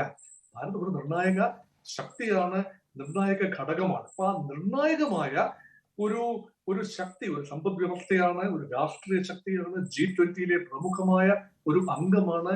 ഇങ്ങനെ ഭാരതത്തിന്റെ വർദ്ധിച്ചു വരുന്ന ഗ്ലോബൽ സ്റ്റേച്ചർ, അപ്പൊ ഭാരതം ആവശ്യപ്പെടുന്ന ഒരാളെ, ഒരു വ്യക്തിയെ, ഒരു ഭീകരനെ വിട്ടുകിട്ടണം എങ്കിൽ ഭാരതത്തിന് ഒരു സർട്ടൻ സ്റ്റേച്ചർ ഉണ്ടാക്കണം, ഗ്ലോബൽ സ്റ്റേച്ചർ ഉണ്ടാക്കണം. അതുകൊണ്ടാണ് ഞാൻ പറഞ്ഞത് ഇതൊരു പൊളിറ്റിക്കൽ ഫൈറ്റ് കൂടിയാണ്. പൊളിറ്റിക്കൽ സ്റ്റേച്ചർ, ഗ്ലോബൽ സ്റ്റേച്ചർ, ഇതെല്ലാം കൂടിയിരിക്കുന്നു. അതുകൊണ്ട് ഡിപ്ലോമാറ്റിക് വിക്ടറി, അതുപോലെ legal victory and political pressure converge into the release of Tahawwur Rana from US and he was extradited. അത് അങ്ങനെ പറയാനാണ് ഞാൻ താല്പര്യപ്പെടുന്നത്. പക്ഷെ ഇതിനെ പൂർണ്ണമായി ഒരു ഗവൺമെന്റിന്റെ വിജയമാണ്, പൊളിറ്റിക്കൽ സക്സസ് ആണ് എന്ന് പറഞ്ഞാൽ ഇതേ ഡൊണാൾഡ് ട്രംപ് തന്നെ 2016 മുതൽ 20 വരെ പ്രസിഡന്റ് ആയിരുന്നു. ശ്രീ നരേന്ദ്രമോദി തന്നെ ഇന്ത്യയുടെ പ്രധാനമന്ത്രി ആയിരുന്നു കഴിഞ്ഞ 10 വർഷം. കഴിഞ്ഞ മുൻ ട്രംപ് ഭരണകാലത്തും നരേന്ദ്രമോദി ഇന്ത്യയുടെ പ്രധാനമന്ത്രിയായിരുന്നു. അവിടെ യാതൊരു മാറ്റവും സംഭവിച്ചില്ല. ആകപ്പാടെ സംഭവിച്ച മാറ്റം Modi 3.0 remains almost same, but Trump 2.0 is radically different from Trump 1. അല്ലെ, ഒന്നാം ട്രംപ് ഭരണകൂടത്തെക്കാൾ റാഡിക്കൽ ഡിഫറൻസസ് ആണ് രണ്ടാം ട്രംപ് ഭരണകൂടം. കാരണം അതിന് കോൺഗ്രഷണൽ സപ്പോർട്ട് കൂടുതലുണ്ട് എന്നാണ് ട്രംപിന്റെ ഒരു വിശ്വാസം. അത് ശരിയുമാണ്. കാരണം റിപ്പബ്ലിക്കൻസിന് ജനപ്രതിനിധി സഭയിലും സെനറ്റിലും കൃത്യമായ ഒരു മേൽക്കൈയുണ്ട്, എഡ്ജുണ്ട്. അതുകൊണ്ട് പ്രസിഡന്റിന് തന്റെ തീരുമാനങ്ങൾ മുന്നോട്ട് കൊണ്ടുപോകാൻ കോൺഗ്രസിന്റെ പിൻബലം, പാർലമെന്റിന്റെ പിൻബലം ഉണ്ട്. അത് അവിടെയാണ്. അപ്പൊ ആ ഒരു ബലം മാത്രമാണ് വ്യത്യാസം. അത് മാത്രമല്ല, ഇവിടെ എല്ലാവരും സൂചിപ്പിക്കുന്ന ആ ഒരു ഇച്ഛാശക്തി ഉണ്ടല്ലോ, ഒരു രാഷ്ട്രീയ ഇച്ഛാശക്തി. ട്രംപ് കാട്ടുന്ന ഒരു ഇച്ഛാശക്തി, ഭാരതം കാട്ടുന്ന ഒരു ഇച്ഛാശക്തി, ഇത് രണ്ടും ആഗോള ഭീകരതയ്ക്കെതിരെ രണ്ട് രാജ്യങ്ങളുടെ നേതൃത്വത്തിന്റെ അല്ലെങ്കിൽ ആ നയതന്ത്ര രംഗത്തിന്റെ ഇച്ഛാശക്തി അവിടെ കൺവേർജ് ചെയ്യുന്നു. അങ്ങനെ ഇത് എക്സ്ട്രഡിഷൻ സാധ്യമായി. അത് മാത്രമല്ല, ഇന്ത്യയുടെ ഓപ്പറേഷണൽ ഡൈനമിക്സ് സ്വല്പം മാറിയിട്ടുണ്ട് ഈ അടുത്ത കാലത്ത്. പ്രത്യേകിച്ച് നിജ്ജാർ വധം സംഭവിച്ചപ്പോഴാണ് കാനഡയുടെ മണ്ണിൽ ഇന്ത്യ തേടിക്കൊണ്ടിരുന്ന കൊടും ഭീകരൻ അല്ലെങ്കിൽ ഖലിസ്ഥാൻ ഭീകരനായ ഹർദീപ് സിംഗ് നിജ്ജാർ വധിക്കപ്പെട്ടപ്പോൾ അവിടെ ഇന്ത്യയുടെ താല്പര്യങ്ങൾ, ഇന്ത്യക്ക് പുറത്തും വിദേശ മണ്ണിലും തീവ്രവാദ വിഭാഗങ്ങൾ അടങ്ങുന്ന ആക്രമണകാരികൾ അവരെ ഒറ്റപ്പെടുത്തുകയും അവരെ ആരൊക്കെയോ ആക്രമിക്കുന്നുണ്ട്. അജ്ഞാതന്മാരുടെ ആക്രമണത്തിൽ ഏറെ പേരാണ് പാകിസ്ഥാന്റെ മണ്ണിനുള്ളിൽ ഇന്ത്യ തേടുന്ന ലഷ്കർ ഇ തോയ്ബ, ഹർക്കത്തുൽ മുജാഹിദീൻ, ഹിസ്ബുൾ മുജാഹിദീൻ, ജയ്ഷെ മുഹമ്മദ് ഭീകരന്മാർ കൊല ചെയ്യപ്പെട്ടത്. അതുകൊണ്ട് ബ്രിട്ടനിലും കാനഡയിലും അമേരിക്കയിൽ ഉൾപ്പെടെ ഇന്ത്യയുടെ താല്പര്യങ്ങൾ സംരക്ഷിക്കപ്പെടുന്നു. സംഭവം India is not directly involve, പക്ഷെ ഇന്ത്യയുടെ താല്പര്യം അവിടെ സംരക്ഷിക്കപ്പെടുന്നു. ഇനി ഉയരുന്ന ചോദ്യം എന്ന് പറയുന്നത്, ഹർപട്വന്ത് സിംഗ് പന്നുവിനെ പോലെയുള്ള റാഡിക്കൽ സിഖ് ടെററിസ്റ്റ് അവർ അമേരിക്കയുടെ മണ്ണിൽ ഇപ്പോഴും സസുഖം വാഴുന്നു. അവരെ കൂടി എക്സ്ട്രഡേറ്റ്, അത് അദ്ദേഹത്തിന്റെ ഒരു പേര് ഞാൻ സൂചിപ്പിച്ചതേ ഉള്ളൂ, അതുപോലെ അനേകരുണ്ട്. ആ ആളുകൾ കൂടി എക്സ്ട്രഡിറ്റ് ചെയ്യാനുള്ള ഒരു വലിയ ശൃംഖലയുടെ തുടക്കമായിട്ടാണോ തഹാവൂർ റാണയുടെ ഇപ്പോഴത്തെ എക്സ്ട്രഡിഷൻ കൈമാറ്റം? ഇവിടെയാണ് പ്രധാനപ്പെട്ട ചോദ്യം. ഇത് one time wonder. This guy is a big fish certainly. ഒരു വലിയ ക്ഷമിക്കണം തന്നെയാണ് ഒരു നയതന്ത്ര രംഗത്തെ വിജയം എന്ന് പറയാൻ കാരണം തീരെ ചെറിയ ഒരു മുഖമല്ല. പാകിസ്ഥാനെ ഇംപ്ലിക്കേറ്റ് ചെയ്യാൻ, ശ്രീ രഞ്ജിത്ത്, പാകിസ്ഥാൻ സ്റ്റേറ്റ്, പാക് സ്റ്റേറ്റിന്റെ ഇൻവോൾവ്മെന്റ് ഇംപ്ലിക്കേറ്റ് ചെയ്യാൻ ഈ ഇവിടെ ആമിർ അജ്മൽ കസബ് എന്ന ആളെ നമ്മളെ തൂക്കിലേറ്റിയതുകൊണ്ടായില്ല. ഇത് ഗവൺമെന്റ് എസ്റ്റാബ്ലിഷ്മെന്റിന്റെ അനുഗ്രഹാശിസുകളുടെ മുൻ പട്ടാളക്കാരനായ പാകിസ്ഥാൻ പൗരനായ ആയിരുന്ന തഹാവൂർ റാണ ISIയുടെ നേതാക്കളുമായി നിരന്തരം നടത്തിയ ഫോൺ കോളുകൾ, പാക് നേതൃത്വവുമായി നടത്തിയ സംഭാഷണങ്ങൾ, ഇതെല്ലാം തന്നെ പാക് ആർമിയുടെയും പാക് രാഷ്ട്രീയ നേതൃത്വത്തിന്റെയും പാക് സൈന്യത്തിന്റെയും ഇന്റർ സർവീസ് ഇന്റലിജൻസിന്റെയും അതുപോലെ തന്നെ തീവ്രവാദ വിഭാഗങ്ങളുടെയും എല്ലാം തന്നെ ഒരു നെക്സസ്.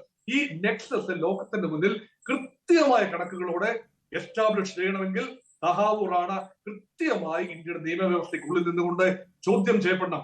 ആ ഒരു സന്ദേഹമാണ് തഹാവൂർ റാണ അവിടെ പ്രകടിപ്പിച്ചത്. ഇന്ത്യയിൽ നിന്ന് തനിക്ക് നീതി കിട്ടില്ല, ഒരു ഫെയർ ട്രയൽ ഉണ്ടാവില്ല എന്ന ഒരു ഭയപ്പാട് അദ്ദേഹം പ്രകടിപ്പിച്ചു. പക്ഷെ അതിനെല്ലാം തള്ളിക്കളയുന്ന രീതിയിൽ കൃത്യമായ നിയമപരമായ ഒരു വ്യവസ്ഥ ഇവിടെയും പാലിക്കപ്പെടേണ്ടതുണ്ട്. അപ്പൊ അതുകൊണ്ടാണ് അദ്ദേഹത്തിന് അഭിഭാഷകൻ ഉണ്ടാവും, അദ്ദേഹത്തിന് തീർച്ചയായും ഡിഫെൻഡ് ചെയ്യാൻ, ഇന്ത്യക്ക് ഉള്ളിൽ ഡിഫെൻഡ് ചെയ്യാനുള്ള അവസരം ഉണ്ടാകും. അപ്പൊ ലോകത്തിന് മുമ്പിൽ നമ്മുടെ നിയമവാഴ്ചയുടെ കൂടെ വിജയമായി, നീതി പ്രക്രിയയുടെ വിജയമായി എടുത്തു കാണിക്കാൻ ഒക്കുന്ന ഒരു ഇൻസിഡന്റ് ആയി ഈ തഹാവൂർ റാണ സംഭവം മാറണം എന്നാണ് ഇന്ത്യ ആഗ്രഹിക്കുന്നത്. തിരിച്ചു വരാം ദയവായി സാർ. ശ്രീ PJ വിൻസെന്റ്, അങ്ങനെ ഇതൊരു ശ്രീ മോഹൻ വർഗീസ് പറഞ്ഞതുപോലെ ഇതൊരു തുടക്കമായി കരുതാം. കാരണം ഇനിയും ഒരുപാട് ഭീകരർ പല മണ്ണുകളിലായി ഉണ്ട്, നമുക്കെതിരെ പ്രവർത്തിച്ചവരൊക്കെ. അവരെയൊക്കെ ഈ തരത്തിൽ ഇന്ത്യയിൽ എത്തിക്കുക, വിചാരണ ചെയ്യുക, ഇത്തരം ആക്രമണങ്ങളുടെ നിജസ്ഥിതിയിലേക്കും രഹസ്യങ്ങളിലേക്കും കാര്യങ്ങൾ എത്തിക്കുക. ഇപ്പോൾ തന്നെ ഇതുമായി ബന്ധപ്പെട്ട പാക് ബന്ധമടക്കം വളരെ വ്യക്തമാകാനുള്ള എല്ലാ സാഹചര്യങ്ങളും ഉണ്ട്. മുംബൈ ഭീകരാക്രമണവുമായി ബന്ധപ്പെട്ട് കൊച്ചിയിൽ വന്ന് ഇയാൾ എന്തിന് താമസിച്ചു എന്നുള്ളത് വളരെ പ്രധാനപ്പെട്ട കാര്യമാണ്. നമുക്കറിയാം മുംബൈയും കൊച്ചിയും തമ്മിലുള്ള ഭൂപ്രകൃതിയിലൊക്കെയുള്ള ഒരു വല്ലാത്ത സാമ്യമുണ്ട്. ഇവിടെയും ഭീകരാക്രമണങ്ങൾ നടത്താൻ ഇയാൾ പദ്ധതിയിട്ടിരുന്നു. അങ്ങനെ അനവധി കാര്യങ്ങൾ പുറത്തു വരേണ്ടതുണ്ട്. അതിനൊരു തുടക്കമായി ഇന്ത്യക്കെതിരെ നടക്കുന്ന ഇത്തരം ഓപ്പറേഷൻസിന് ശേഷം പല രാജ്യങ്ങളിലും അഭയം തേടുന്നവരെ ഇന്ത്യയിലേക്ക് എത്തിക്കാനുള്ള ശ്രമത്തിൻ്റെ അല്ലെങ്കിൽ അതിൻ്റെ വിജയത്തിൻ്റെ തുടക്കമായി ഇത് കാണാൻ സാധിക്കുമോ ശ്രീ PJ വിൻസെന്റ്? തീർച്ചയായിട്ടും ഇത് ഇന്ത്യയുടെ രാഷ്ട്രീയ വിജയമാണ്. അമേരിക്കയിൽ ഉണ്ടായിട്ടുള്ള നിയമപരമായിട്ടുള്ള ഒരു വിജയവും ഇതിന്റെ പിന്നിലുണ്ട്. ഇപ്പൊ 2008 മുംബൈ ആക്രമണം സാഗര ഭീകരതയുടെ ലക്ഷണമൊത്ത മാതൃകയായിരുന്നു. കടൽ മാർഗം കടന്നു വന്ന് മുംബൈയിലെ 8 സ്ഥലങ്ങളിൽ ഭീകരത അഴിച്ചുവിട്ട് 164 ആളുകളെ ക്ഷണം കൊലപ്പെടുത്തി, 300-ലധികം ആളുകളെ മാരകമായി മുറിവേൽപ്പിച്ച് ഇന്ത്യയുടെ സാമ്പത്തിക തലസ്ഥാനത്തെ അടിമുടി പിടിച്ചുകുലുക്കിയ അതിഭീകരമായ ഒരു സംഭവമായിരുന്നു 2008. അപ്പോൾ ഈ ഭീകരത സംബന്ധിച്ചുള്ള ഇന്ത്യൻ നറേറ്റീവ്, പാകിസ്ഥാനിൽ നിന്ന് ട്രെയിനിങ് കഴിച്ച ഏതാനും ഭീകരരെ ഇന്ത്യയിലേക്ക് കടത്തിവിടുന്നു, അവർ ഇന്ത്യയിൽ വന്ന് ബോംബ് സ്ഫോടനങ്ങളും ആക്രമണങ്ങളും നടത്തുന്നു എന്നത് പാകിസ്ഥാനെ സംബന്ധിച്ചിടത്തോളം അവര് ഞങ്ങളുടെ നിയന്ത്രണത്തിലല്ല ഇവർ എന്ന വാദമാണ് ഉന്നയിച്ചുകൊണ്ടിരുന്നത്. പക്ഷേ ഭാരതം കൃത്യമായി പറയുന്നത് ഇത് പാകിസ്ഥാന്റെ രാഷ്ട്രീയ തീരുമാനത്തിന്റെ ഭാഗമായി പാകിസ്ഥാൻ മിലിറ്ററിയും ഇന്റർ സർവീസ് ഇന്റലിജൻസും ചേർന്ന് സംഘടിപ്പിക്കുന്ന ഭീകരാക്രമണങ്ങളാണ്. അതുകൊണ്ട് ലഷ്കർ ഇ തൈബയോ അല്ലെങ്കിൽ ഹർഗത്തുൽ മുജാഹിദീനെയോ അല്ലെ ഇന്ത്യൻ മുജാഹിദീൻ പോലെയുള്ള സംഘടനകളൊക്കെ വെറും തീവ്രവാദ സംഘങ്ങളായിട്ടോ ഭീകര സംഘങ്ങളായിട്ടോ കാണാൻ സാധിക്കില്ല. മറിച്ച് അവര് പാകിസ്ഥാന്റെ ഏജന്റുമാരാണ്. അവർ പാകിസ്ഥാൻ പോറ്റി വളർത്തുന്ന ഇന്ത്യക്കെതിരെ യുദ്ധം നടത്തുന്നതിന് വേണ്ടി പാകിസ്ഥാന്റെ ഒരു സൈനിക ദളമായി പ്രവർത്തിക്കുന്നവരാണ് എന്ന ഇന്ത്യയുടെ വാദം ലോകം ഇതിനു മുമ്പ് അംഗീകരിച്ചിരുന്നില്ല. പക്ഷെ ഇപ്പോൾ അത് ശരിയാണ് എന്ന അവസ്ഥ വന്നിരിക്കുന്നു. ഡേവിഡ് കോൾമാൻ ഹെഡ്ലി അഥവാ ദാവൂദ് ഗിലാനി എന്ന ആളും അതുപോലെ ഈ തഹവൂർ ഹുസൈൻ റാണയും ആണ് ഈ മുംബൈ ആക്രമണത്തിന് ആവശ്യമായിട്ടുള്ള തൃണമൂല തലത്തിൽ വിവരങ്ങൾ ശേഖരിച്ച് കൊടുക്കുകയും അന്താരാഷ്ട്ര തലത്തിൽ ഇതിനെ കോർഡിനേറ്റ് ചെയ്യുകയും ചെയ്തത്. ഇപ്പോൾ ഇന്ത്യയിലെ അതിർത്തി മേഖലയിൽ ബാറ്റ് എന്ന് പറയുന്ന സംഘമുണ്ട്, ബോർഡർ ആക്ഷൻ ഫോഴ്സ്. അതായത് പിന്നിൽ പാകിസ്ഥാൻ സൈന്യം നിൽക്കുകയും മുന്നിൽ ഈ ട്രെയിൻ ചെയ്തിട്ടുള്ള ഭീകരവാദികളെ അതിർത്തി കടത്തിവിട്ട് ഇന്ത്യ ആക്രമിക്കുന്ന രീതിയാണ്. അതേസമയം പാകിസ്ഥാൻ പട്ടാളത്തിൽ ജോലി ചെയ്യുകയും പിന്നീട് പട്ടാളത്തിൽ റിട്ടയർ ചെയ്തതുമായിട്ടുള്ള ആളുകൾ ആഗോള അടിസ്ഥാനത്തിൽ പ്രത്യേകിച്ച് യൂറോപ്പ് അമേരിക്കൻ രാജ്യങ്ങളിലേക്ക് കുടിയേറി പാകിസ്ഥാന് വേണ്ടിയിട്ട് ഇന്ത്യക്കെതിരായിട്ടുള്ള ഭീകര പ്രവർത്തനങ്ങളെ സംഘടിപ്പിക്കുകയും കോർഡിനേറ്റ് ചെയ്യുകയും ചെയ്യുന്നു. അത്തരം സംഘങ്ങൾ അബ്ദാലിയൻസ് എന്ന പേരിലാണ് അറിയപ്പെടുന്നത്. ഈ അബ്ദാലിയൻസ് ഗ്രൂപ്പ് ഒരു യാഥാർത്ഥ്യമാണ്. ഇന്ത്യ നിരന്തരമായി അന്താരാഷ്ട്ര വേദികളിൽ ഉന്നയിക്കുന്ന ഒരു കാര്യമാണ്. എന്തുകൊണ്ടാണ് ഡേവിഡ് കോൾമാൻ ഹെഡ്ലിക്കും തഹവൂർ റാണയ്ക്കും ബോംബെയിൽ വന്ന് അക്രമം നടത്തേണ്ടുന്ന മേഖലകളെല്ലാം കണ്ട് തിരിച്ചു പോകാൻ സാധിച്ചത്? കാരണം അവർ അമേരിക്കൻ പൗരനും കനേഡിയൻ പൗരന്മാരുമായതുകൊണ്ടാണ്. ഒരു പാകിസ്ഥാൻ പൗരന് ഇന്ത്യയിൽ വന്നത് ചെയ്യാൻ സാധിക്കില്ല. അതുകൊണ്ട് 1997 റാണ കനഡയിലേക്ക് പോകുന്നു. 2001 അവിടെ പൂർണ്ണമായിട്ടുള്ള 2005 ഈ ഭീകരാക്രമണവുമായി ബന്ധപ്പെട്ട ഗൂഢാലോചന ആരംഭിച്ചത് എന്നാണ് NIA ഒക്കെ വ്യക്തമാക്കുന്ന ഒരു പ്രധാനപ്പെട്ട കാര്യം. അപ്പോൾ ഇതിന്റെ ഭാഗമായി തന്നെയാണ് ഈ പൗരത്വം സ്വീകരിച്ചത് എന്നുള്ളതാണ്. തീർച്ചയായിട്ടും അതെ. ഈ കാനഡയിൽ നിന്ന് അദ്ദേഹം ചിക്കാഗോയിൽ വന്നിട്ട് ഒരു ഇമിഗ്രേഷൻ ഏജൻസി നടക്കുകയാണല്ലോ. അപ്പോൾ ഇവര് സാധാരണഗതിയിൽ ഇൻഡോക്ട്രിനേറ്റഡ് ആയിട്ടുള്ള ഏതെങ്കിലും ഒരു സാധാരണ ഭീകരവാദിയെ പോലെയല്ല. ഇവര് സമൂഹത്തിന്റെ ഉന്നത നിലയിൽ പ്രവർത്തിക്കുന്നവരാണ്. ഡോക്ടർമാർ, എഞ്ചിനീയർമാർ, അങ്ങനെ ഹൈ പ്രൊഫൈലായി ആയിട്ട് ജീവിക്കുന്ന ആളുകളാണ്. അവരുടെ അന്താരാഷ്ട്ര ബന്ധങ്ങൾ വിശാലമായ ബന്ധങ്ങളാണ് അവർക്കുള്ളത്. മാത്രവുമല്ല അവർക്ക് ഒരു റെസ്പെക്റ്റഡ് സിറ്റിസൺ, ഒരു ഇന്റലക്ട് അല്ലെങ്കിൽ ഒരു ഡോക്ടർ, എഞ്ചിനീയർ, ടെക്നോക്രാറ്റ് എന്നൊക്കെയുള്ള വലിയ ഒരു ആവരണം അവർക്കുണ്ട്. ഇതെല്ലാം മറയാക്കി അന്താരാഷ്ട്ര തലത്തിൽ ഈ ഭീകരതയെ കോർഡിനേറ്റ് ചെയ്യുന്നു. അത്തരം സംഘത്തിന്റെ ഏറ്റവും പ്രധാനപ്പെട്ട 2 കണ്ണികളാണ് ഡേവിഡ് കോൾമാൻ ഹെഡ്ലി. അദ്ദേഹത്തിന്റെ ഡേവിഡ് എന്നുള്ള അദ്ദേഹത്തിന്റെ പേര് ദാവൂദ് ഗിലാനി എന്നാണ്. അതുപോലെ ഈ തഹവൂർ ഹുസൈൻ റാണയും. അപ്പോൾ അതില് ഹെഡ്ലിനെ 35 വർഷത്തേക്ക് അമേരിക്കൻ കോടതി ശിക്ഷിച്ചിട്ടുണ്ട്. ഇദ്ദേഹത്തിന് 2023 ആദ്യം ഇല്ലിനോയ്സ് കോടതി അദ്ദേഹത്തിന് ഈ ബന്ധമില്ല എന്ന് പറഞ്ഞ് അദ്ദേഹത്തെ വെറുതെ വിട്ടതാണ്. പക്ഷെ പിന്നീട് നടന്നിട്ടുള്ള ലീഗൽ ഫൈറ്റിൽ അവസാനം അദ്ദേഹത്തെ സുപ്രീം കോടതി ശിക്ഷിച്ചു. വേണമെങ്കിൽ അമേരിക്കൻ പ്രസിഡന്റിന് എക്സ്ട്രഡിഷൻ ട്രീറ്റി നിലവിലുണ്ടെങ്കിലും അദ്ദേഹത്തെ ഇന്ത്യക്ക് കൈമാറാതിരിക്കാം, അതിനുള്ള സാധ്യതയുമുണ്ട്. പക്ഷേ ഏതായാലും ഇന്ത്യക്ക് കൈമാറാൻ വേണ്ടി തീരുമാനിച്ചിരിക്കുന്നു. ഇത് ഇന്ത്യക്ക് ലോകത്തിന് മുന്നിൽ കൊടുക്കാവുന്ന ഒരു സന്ദേശം. ഇന്ത്യൻ മണ്ണിൽ വന്ന് ഭീകരപ്രവർത്തനം നടത്തി യൂറോപ്പിലും അമേരിക്കയിലും അവിടുത്തെ റൈറ്റ് ലിബറൽസിന്റെ വിശാലമായ ജനാധിപത്യ മനുഷ്യാവകാശത്തിന്റെയൊക്കെ സംരക്ഷണത്തിൽ സുഖമായി ഇരിക്കാൻ സാധിക്കുമെന്നും നിരന്തരമായി അതിന്റെ ഉപയോഗിച്ച് ഇന്ത്യയിൽ ഭീകരവാദം നടത്താൻ കഴിയുമെന്നും കഴിഞ്ഞ കാലങ്ങളിൽ തെളിയിക്കപ്പെട്ട കാര്യമാണ്. ആ അർത്ഥത്തിൽ ഒരു വാഴപ്പിണ്ടി രാജ്യത്തിന്റെ സ്റ്റാറ്റസ് നമുക്കുണ്ടായിരുന്നു. അവിടെ നിന്നാണ് നമ്മൾ അത് സാധിക്കില്ല. ഇന്ത്യക്കെതിരായിട്ട് അക്രമം നടത്തി അത് യൂറോപ്പിലോ അമേരിക്കയിലോ സിറ്റിസൺഷിപ്പ് എടുത്തിട്ട് അവരുടെ ഈ ലിബറൽ വലതുപക്ഷത്തിന്റെ സംരക്ഷണയിലും മൂല്യങ്ങളിലും അവിടെ സുഖമായിട്ടിരിക്കാം എന്ന് കരുതുന്നവർക്കുള്ള ഒരു താക്കീതായിട്ട് ഈ എക്സ്ട്രഡിക്ഷൻ മാറുന്നുണ്ട്. അത് ഒരു രാഷ്ട്രം എന്ന നിലയിൽ ഭീകരതയുടെ ഏറ്റവും വലിയ ദുരന്തം അനുഭവിക്കുന്ന ഒരു രാജ്യം എന്ന നിലയ്ക്ക് ഇന്ത്യക്ക് വലിയ ഒരു നേട്ടമാണ്. അത് 2001 പാർലമെന്റ് ആക്രമണം, 2008 ഈ മുംബൈ ആക്രമണം, പിന്നെയും ഉറി ഉണ്ടായി, പത്താൻകോട്ട് ആക്രമണം ഉണ്ടായി, പുൽവാമ ഉണ്ടായി, ഇനിയും എത്ര ഉണ്ടാകുമെന്ന് നമുക്ക് പറയാൻ സാധിക്കില്ല.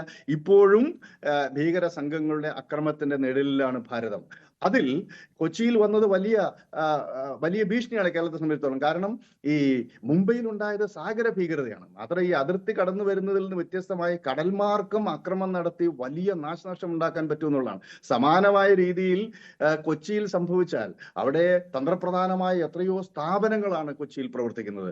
അതുകൊണ്ട് കൊച്ചിയിലും അതിനുള്ള സാധ്യതയുണ്ട്. അപ്പോൾ ഇത്തരത്തിലുള്ള ആളുകൾ അന്താരാഷ്ട്ര തലത്തിൽ വിവരങ്ങൾ ശേഖരിക്കുകയും അവരുടെ ഹൈ പ്രൊഫൈൽ സ്റ്റാറ്റസ് ഉപയോഗിച്ച് തീവ്രവാദത്തെ അന്താരാഷ്ട്ര തലത്തിൽ കോർഡിനേറ്റ് ചെയ്യുന്നു, ഇന്ത്യക്കെതിരായിട്ട് പ്രയോഗിക്കുന്നു. അപ്പോൾ അത് ഇനി നടക്കില്ല എന്ന വ്യക്തമായ ഒരു സൂചന നൽകാൻ ഇത് കഴിഞ്ഞിട്ടുണ്ട്. ഇനി തുടർന്ന് അങ്ങോട്ടും ഇത്തരം കാര്യങ്ങളിൽ ശക്തമായ ഇടപെടൽ തീർച്ചയായും വളരെ പ്രധാനപ്പെട്ട ഒരു നിരീക്ഷണമാണ്. തിരിച്ചു വരാം ആദ്യങ്ങളിലേക്ക് വളരെ പെട്ടെന്ന് ഒരു ചെറിയ ഇടവേളയ്ക്ക് ശേഷം. ശ്രീ ടി പി ശ്രീനിവാസൻ, നമുക്കറിയാം അജ്മൽ അമീർ കസബിനെ ജീവനോടെ പിടികൂടാനായതാണ് പാക് ബന്ധവുമായി ബന്ധപ്പെട്ട് മുംബൈ ഭീകരാക്രമണത്തിൽ ഇന്ത്യക്ക് വളരെ പ്രധാനപ്പെട്ട തെളിവായി ലോകത്തിനു മുമ്പിൽ തെളിയിക്കാൻ സാധിച്ചത്. പക്ഷേ അപ്പോഴും പാക് സൈനിക മേധാവിമാർ, ഭീകര സംഘടന തലവന്മാർ ഒക്കെ ഈ കേസുമായി ബന്ധപ്പെട്ട് പ്രതികളാണ്. NIA പ്രതി ചേർത്ത പട്ടികയിലുണ്ട്. ഈ പറഞ്ഞതുപോലെ ഈ ഒരു വരവ്, തഹാവൂർ റാണിയിലേക്കുള്ള വരവ്, ഇത്തരം ആവശ്യങ്ങൾ കുറച്ചുകൂടി ശക്തമാക്കാനും ലോകരാജ്യങ്ങൾക്ക് മുമ്പിൽ ഇത്തരം ആളുകളെ ഇന്ത്യക്ക് വിട്ടു നൽകണമെന്ന് ആവശ്യപ്പെടാനുമുള്ളൊരു കരുത്തുകൂടി ആവുന്നില്ലേ? തീർച്ചയായിട്ടും അത് തന്നെയാണല്ലോ ഞാൻ ആദ്യമായി പറഞ്ഞത്. ഇതിന്റെ ഇന്റർനാഷണൽ ആസ്പെക്ട്സിലാണ് നമ്മൾ കൂടുതൽ ഊന്നൽ നൽകേണ്ടത്. ചത്തത് കീചരങ്ങളിൽ കൊന്നത് ഭീമൻ തന്നെ നമുക്കെല്ലാം അറിയാം. പക്ഷെ അതുകൊണ്ടായില്ല. നമുക്ക് ഇന്റർനാഷണൽ അരീനയിൽ ഇത് പ്രൊജക്റ്റ് ചെയ്യേണ്ടത് നമ്മളുടെ ടെററിസത്തിനെതിരായിട്ടുള്ള സമരത്തിന്റെ ഭാഗമായിട്ടാണ്. അതിൽ പാകിസ്ഥാന്റെ കുറ്റമുള്ളത് തെളിയിക്കുകയും വേണം. ഈ രണ്ട് കാര്യത്തിലാണ് നമ്മൾ ശ്രദ്ധിക്കേണ്ടത്. അതുകൊണ്ട് എത്രമാത്രം ഇതിനുള്ള ആവശ്യത്തിനുള്ള തെളിവുകൾ ഉണ്ടാവുകയും അദ്ദേഹത്തെ ശിക്ഷിക്കുകയും ചെയ്തിട്ട് അതൊരു മാതൃകയായി ലോകത്തിന് കാണിച്ചു കൊടുക്കാനുള്ള ഒരു ശ്രമമാണ് നമ്മളിൽ നടത്തേണ്ടത്. അതാണ് പ്രധാനം. ഒപ്പം ഈ പറഞ്ഞതുപോലെ നേരത്തെ ശ്രീ BJ വിൻസെന്റ് പറഞ്ഞൊരു കാര്യമുണ്ട്. അതായത് ഒരു വാഴപ്പിണ്ടി രാജ്യം എന്നുള്ള ലേബൽ, നമുക്കറിയാം ഈ തരത്തിലുള്ള ഭീകരാക്രമണങ്ങൾ നിരവധി നടന്ന രാജ്യമാണ്. പക്ഷെ അതിനെതിരെ ലോകരാജ്യങ്ങളുടെയൊക്കെ ഒരു നമുക്ക് അനുകൂലമായുള്ളൊരു നിലപാട് സ്വീകരിക്കാൻ നമുക്ക് പലതവണയും പരാജയപ്പെടുന്ന പശ്ചാത്തലമുണ്ടായിരുന്നു. അത്തരം കാര്യങ്ങളിലൊക്കെ കാര്യമായ മാറ്റങ്ങൾ സംഭവിക്കുകയും ലോകതലത്തിൽ നമ്മുടെ ഇപ്പോഴത്തെ സ്വീകാര്യതയെ ആ തരത്തിൽ അടയാളപ്പെടുത്താനും ഒക്കെയുള്ള വലിയ സന്ദേശമായി ഇത് മാറുകയാണ്. ഇനിയിപ്പോൾ ഇത്തരം നിരവധി ഭീകരർ, ഇത്തരത്തിലുള്ള ആളുകൾ പല രാജ്യങ്ങളിലായി, നമുക്കറിയാം ഇന്ത്യയിൽ ഭീകരപ്രവർത്തനം നടത്തി മറ്റു രാജ്യങ്ങളിൽ ഇനി പോയി ഈ തരത്തിൽ രക്ഷപ്പെടാൻ പാടില്ല എന്ന കാര്യത്തിലൊക്കെ വളരെ കൃത്യമായ സന്ദേശം ആകുന്നൊരു പശ്ചാത്തലമൊക്കെ ഉണ്ട്. ഇത് കുറച്ചുകൂടി ലോകത്തെ ബോധ്യപ്പെടുത്താനുള്ള ഒരു അവസരം കൂടിയാകുന്നു. അതെ, അതാണ് ഞാൻ പറഞ്ഞത്. ഇവിടെ ഈ 9/11 കഴിഞ്ഞതിന് ശേഷം ഐക്യരാഷ്ട്ര സംഘടനകളിലൊക്കെ ഭയങ്കര ഒരു മൂവ് ആയിരുന്നു. ഈ കോംപ്രിഹെൻസീവ് കൺവെൻഷൻ അഗൈൻസ്റ്റ് ടെററിസം പാസ്സാകണം. ആദ്യത്തെ 3 ആഴ്ചയോളം വലിയ എക്സ്പെക്ടേഷൻ ആയിരുന്നു. പക്ഷെ അതൊരു കമ്മിറ്റിക്കൊക്കെ പോയി ഇപ്പോഴും 6th കമ്മിറ്റിയിൽ ഇരിക്കുകയാണ്. ഇതുവരെ അത് മുന്നോട്ട് വന്നിട്ടില്ല. അപ്പോൾ അതുപോലെയുള്ള കാര്യങ്ങളാണ് നമുക്ക് പ്രാധാന്യം നൽകേണ്ടത്. അപ്പൊ നമ്മളുടെ ഒരു ആന്റി ടെററിസ്റ്റ് ഫൈറ്റിന്റെ ഒരു പ്രതീകമായി ഇതിനെ കണ്ട് അത് കഴിയുന്നത്ര തെളിവുകൾ ഹാജരാക്കി അദ്ദേഹത്തിന് ഏറ്റവും വലിയ ശിക്ഷ നൽകുകയും അങ്ങനെ ഒരു മോഡലാവുകയുമാണ് ചെയ്യേണ്ടത്. അദ്ദേഹം ഇവിടെ ഇന്ത്യയിൽ തിരിച്ചെത്തി നമ്മളിങ്ങനെ വാർത്തകൾ പറയുന്നൊന്നും വലിയ അർത്ഥമൊന്നും എനിക്കുണ്ടെന്നൊന്നുമില്ല. തിരിച്ചെത്തിയതല്ലേ, ഇനി അതിനെപ്പറ്റി എന്താണ് പറയാനുള്ളത്? പക്ഷെ അതല്ല കാര്യം. നമ്മൾ ഇതിനെ എങ്ങനെ അപ്രോച്ച് ചെയ്യുന്നു in the larger sense of our fight against terrorism in the world, അത് മാത്രമേ എനിക്ക് പറയാനുള്ളൂ. ഇനി ഇതൊരു one time blunder, Shri Mohan Varghese ഉപയോഗിച്ച വളരെ പ്രധാനപ്പെട്ട ഒരു വാക്കാണ്. വൺ ടൈം ബ്ലണ്ടർ മാത്രമാകരുത്. ഇത്തരം ഒരുപാട് ആളുകളെ നമുക്ക് തിരിച്ചെത്തിക്കേണ്ടതുണ്ട്. ഈ പറഞ്ഞതുപോലെ അതിനെ എങ്ങനെ സമീപിക്കുന്നു ഇത്തരം കാര്യങ്ങളെ, ഇയാളിൽ നിന്ന് ലഭിക്കാവുന്ന പരമാവധി തെളിവുകൾ എന്തൊക്കെ, അതേതൊക്കെ തലങ്ങളിലേക്ക് വെളിച്ചം വീശും. നമ്മൾ നേരത്തെ കേരള ബന്ധവുമായി ബന്ധപ്പെട്ട് പറഞ്ഞു. കേരളത്തിൽ വന്ന് താമസിച്ച ഒരു പ്രധാനപ്പെട്ട ആളാണ്. ഇവിടെ എന്തെങ്കിലും കാര്യങ്ങൾക്ക് ഇയാൾ ആസൂത്രണം നടത്തിയിരുന്നോ? മുംബൈ തിരഞ്ഞെടുക്കാനുള്ള പ്രധാനപ്പെട്ട കാരണങ്ങൾ എന്താണ്? പാക് ബന്ധവുമായി ബന്ധപ്പെട്ട നിരവധി കാര്യങ്ങളുണ്ട്. അങ്ങനെ അനവധി കാര്യങ്ങൾ വ്യക്തത വരേണ്ടതുണ്ട്. അതിനുള്ള നീക്കം അന്വേഷണ ഏജൻസികൾ ആരംഭിച്ചു എന്നും പ്രതീക്ഷിക്കാം. അതിനുള്ള ക്രമങ്ങൾ ഇനി എന്തൊക്കെയാണ്? ശ്രീ രഞ്ജിത്ത്, ഇതിനകത്ത് 2-3 കാര്യങ്ങളാണ്. ഒന്ന്, ഡോക്ടർ മോഹൻ വർഗീസ് സാർ പറഞ്ഞത് വൺ ടൈം വണ്ടർ എന്നുള്ളത്, അദ്ദേഹം എനിക്ക് തോന്നുന്നു അതൊരു എന്താ പറഞ്ഞ, അത് ഇങ്ങനൊരു ആദ്യമായിട്ട് നടക്കുന്നുണ്ട്. അങ്ങനെ ഇനി അങ്ങോട്ട് വരുമ്പോൾ അതുപോലെ ഇനിയും നടക്കണം, പക്ഷെ ഇതുകൊണ്ട് മാത്രം നിൽക്കരുത് എന്നാണ് എനിക്ക് തോന്നുന്നത് അദ്ദേഹം പറഞ്ഞത്. അതിലൂടെ ഞാൻ യോജിക്കുന്നുണ്ട്. ഇതൊരു വൺ ടൈം വണ്ടർ മാത്രമായിരിക്കത്തില്ല. കാരണം ഇന്ത്യയുടെ ഇന്നത്തെ സ്റ്റേച്ചർ, ഗ്രോയിങ് ഇന്ത്യ എന്ന് പറയുമ്പോൾ എല്ലാവർക്കും ഇന്ത്യ ആവശ്യമാണ്. ഇന്ത്യയുടെ റെലവൻസ് ആണ് ഇവിടെ. ഇന്ന് നമ്മളിപ്പോ നേരത്തെ തന്നെ പറഞ്ഞതിനകത്ത് പൊളിറ്റിക്കൽ ആയിട്ട് എന്തെങ്കിലും റീസണിങ് ഉണ്ടോ? ഡെഫിനറ്റ് ആയിട്ടുണ്ട്. ഇന്ത്യയുടെ ഇന്ന് റെലവൻസ് ഇല്ലായിരുന്നെങ്കിൽ ഇന്ന് ഈ താകൂർ റാണ ഇന്ത്യയിലേക്ക് എക്സ്ട്രഡിറ്റ് ചെയ്യത്തില്ല. അപ്പം ഇന്ത്യ ആവശ്യമുണ്ടായതുകൊണ്ടാണ് ഡൊണാൾഡ് ട്രംപ് ഇങ്ങനെ ഒരു ഡിസിഷൻ എടുത്തത്. കാരണം എന്താണ്? ഇന്ന് നോക്കൂ, ഇപ്പൊ ചൈനയായിട്ടാണ് ശരി, മേജർ കൺട്രീസുമായിട്ടൊക്കെ സമയത്താണ്. അപ്പൊ ഇന്ത്യ പോലുള്ള രാജ്യത്ത് അവർ ചേർത്ത് നിൽക്കാൻ അവർക്ക് ആവശ്യമാണ്. പിന്നെ എക്കണോമിക് ആയിട്ടുള്ള കാര്യങ്ങൾ നോക്കുക, ഇപ്പൊ ട്രേഡ് ടാരിഫ്സും മറ്റു കാര്യങ്ങളൊക്കെ വരുമ്പോഴും അവിടെയും ഇന്ത്യ കൂടെ നിൽക്കണം എന്നുള്ള ആഗ്രഹമാണ്. അപ്പൊ ടെറർ എന്ന് പറയുന്നത് കോമൺ ആയിട്ടുള്ള ഒരു ഫാക്ടറാണ്. അവിടെ പ്രൈം മിനിസ്റ്റർ മോദിയും ഇപ്പോഴത്തെ ഈ 11 വർഷത്തെ ട്രാക്ക് റെക്കോർഡ് വെച്ച് നോക്കുമ്പോൾ തീർച്ചയായിട്ടും ഡൊണാൾഡ് ട്രംപിന് അങ്ങനെ ഒരു ഡിസിഷൻ എടുത്തു കഴിഞ്ഞാൽ ഡൊണാൾഡ് ട്രംപിന്റെ രാജ്യത്തെ അതായത് US-ന് അത് ഹെൽപ്ഫുൾ ആണ്, അത് ഡെഫിനറ്റ്ലി ഇന്ത്യക്ക് ഹെൽപ്ഫുൾ ആണ്. ഇനി നേരത്തെ അങ്ങ് പറഞ്ഞ ചോദ്യം, ഇന്ന് ഈ താകൂർ റാണ ഇവിടെ വന്നു കഴിഞ്ഞാൽ എന്തൊക്കെ കാര്യങ്ങളാണ്? ഡെഫിനറ്റ്ലി ഇതുവരെ ഇന്ത്യൻ ഏജൻസീസ് താകൂർ റാണയാലും ശരി അല്ലെങ്കിൽ ഡേവിഡ് ഹെഡ്ലി ആയാലും ശരി അവരെ ഇന്റർഗ്രേറ്റ് ചെയ്തത് ഒന്നീ വീഡിയോ കോൾ വഴിയായിരിക്കും, അല്ലെങ്കിൽ അവിടെ പോയിട്ടുള്ള ഒരു രീതിയിലുള്ള ഒരു ഡിസ്കഷനോ അല്ലെങ്കിൽ അവിടെ ചെന്ന് ചോദിക്കുകയൊക്കെ ചെയ്യാം. പക്ഷെ താകൂർ റാണ ഇന്ത്യയിൽ വരുമ്പോൾ ഇന്ത്യൻ കണ്ടീഷൻസിൽ ഇന്ത്യൻ രീതിയിലേക്ക് ഈ ഇന്റർഗ്രേഷൻ മറ്റു രീതിയിൽ മാറുമ്പോൾ ഡെഫിനറ്റായിട്ട് നമുക്ക് കുറെ കൂടെ ഇൻപുട്സ് കിട്ടും.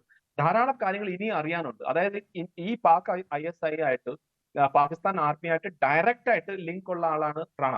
അപ്പൊ ആ റാണ ഇന്ന് ആ സമയത്ത് ആരൊക്കെയാണ് ഹെൽപ്പ് ചെയ്തത്? 2005 പ്ലാനിങ് തുടങ്ങിയ സമയത്ത് തൊട്ട് ആരൊക്കെയാണ് ഇതിന്റെ ബാക്കിലുണ്ടായിരുന്നത്?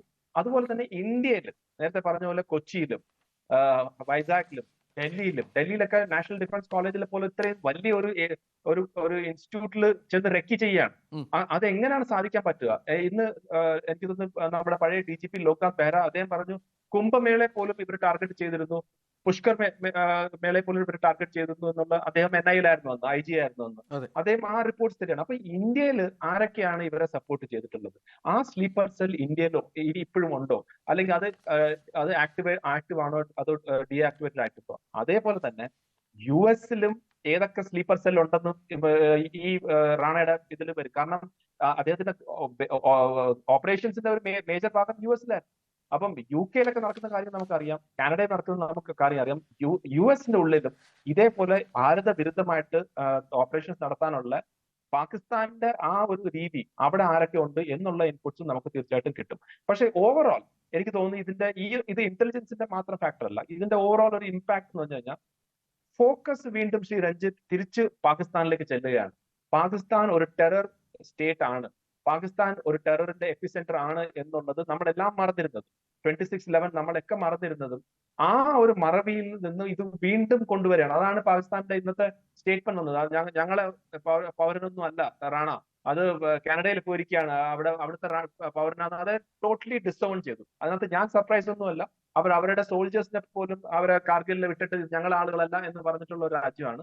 തീർച്ചയായിട്ടും അവരെ സംബന്ധിച്ചുള്ള ഇതൊന്നും ഒരു വലിയൊരു പ്രശ്നമല്ല. പക്ഷെ ലോക ശ്രദ്ധ ഇത്രയും വലിയൊരു ഹൈ പ്രൊഫൈൽ എക്സ്ട്രഡിഷൻ നടക്കുമ്പോൾ, പ്രത്യേകിച്ച് ഈ അമേരിക്കയിൽ നിന്ന് ഇന്ത്യയിലേക്ക് വരുമ്പോൾ 26/11 ആ സ്റ്റോറി എന്താണ് സംഭവിച്ചത്, എങ്ങനെയാണ് സംഭവിച്ചത്, ആരാണ് ഇതിന്റെ പ്ലാനിങ്ങിലൊക്കെ വരുമ്പോൾ തീർച്ചയായിട്ടും വീണ്ടും പാകിസ്ഥാനിലേക്ക് ആ ചോദ്യങ്ങൾ പോകും.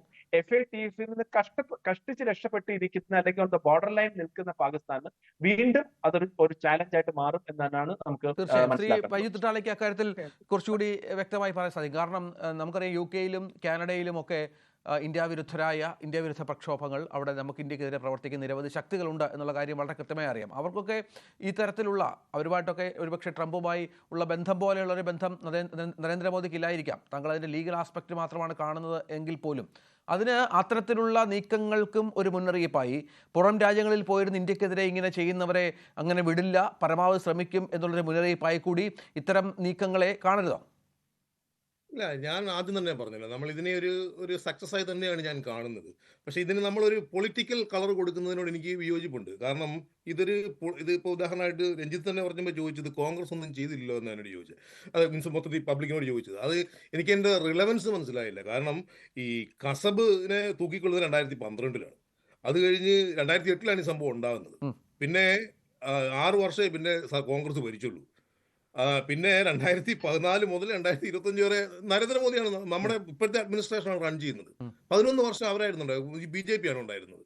പിന്നെ അതിൽ 6 വർഷം മാത്രമേ കോൺഗ്രസ് ഉണ്ടായിരുന്നുള്ളൂ. ആ ഉണ്ടായിരുന്ന സമയത്ത് കൃത്യമായി അവിടെ ഉണ്ടായിരുന്നയാളെ ട്രയൽ ചെയ്യുകയും അയാളെ പ്രോസിക്യൂട്ട് ചെയ്യുകയും ഒരു ഓർഡർ ഉണ്ടാവുകയും ആ ഓർഡർ എക്സിക്യൂട്ട് ചെയ്യുകയും ചെയ്തു.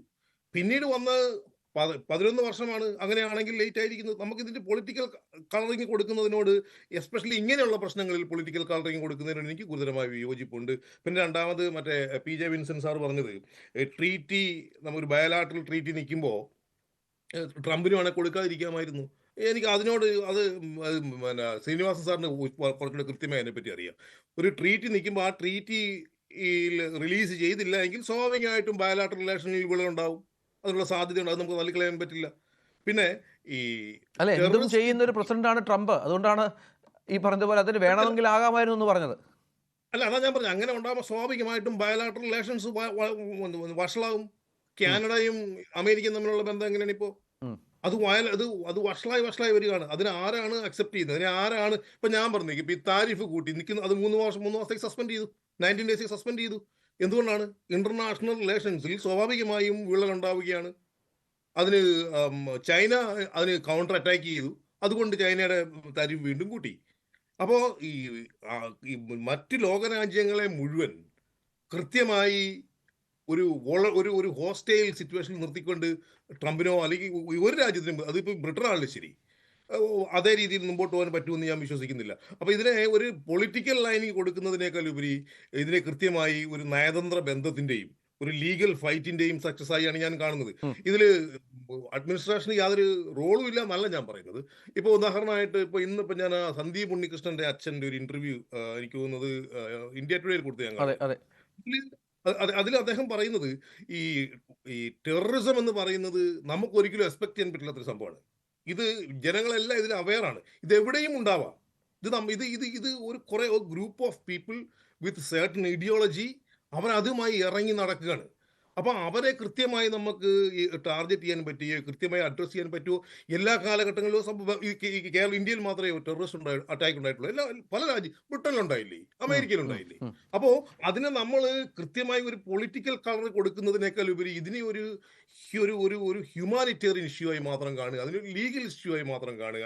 ഈ ടെറർ ഇഷ്യൂ എന്തുകൊണ്ടാണ് നമ്മൾ ടെററിസ്റ്റ് വിളിക്കുന്നത്? It's against human raise.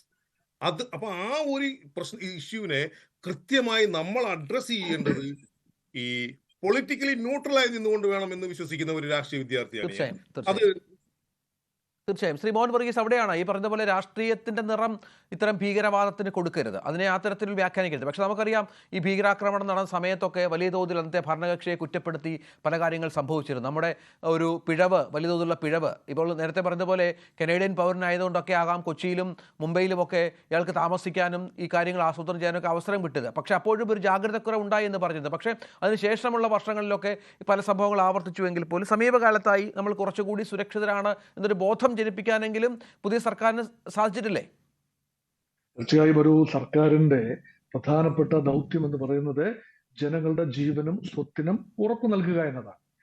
ഇവിടെ 26/11 സംഭവിച്ചത് സോഫ്റ്റ് ടാർഗറ്റ്സിനെ ഐഡന്റിഫൈ ചെയ്യുകയും, അതായത് ജനങ്ങളാണ്, നരിമാൻ ഹൗസിൽ വസിച്ചിരുന്ന ജനങ്ങളായിക്കൊള്ളട്ടെ, വിക്ടോറിയ ടെർമിനസിലെ ഉണ്ടായിരുന്ന ആളുകളായിക്കൊള്ളട്ടെ, അല്ലെങ്കിൽ താജ് ഹോട്ടലിലെ ആളുകൾ, അതുമല്ലെങ്കിൽ ബോംബെ സ്റ്റോക്ക് എക്സ്ചേഞ്ച്, ഇവിടെ എല്ലാം തന്നെ ഒട്ടും പ്രതീക്ഷിക്കാത്ത, തീവ്രവാദവുമായി യാതൊരു ബന്ധവുമില്ലാത്ത സോഫ്റ്റ് ടാർഗറ്റ്സ് ആണ്.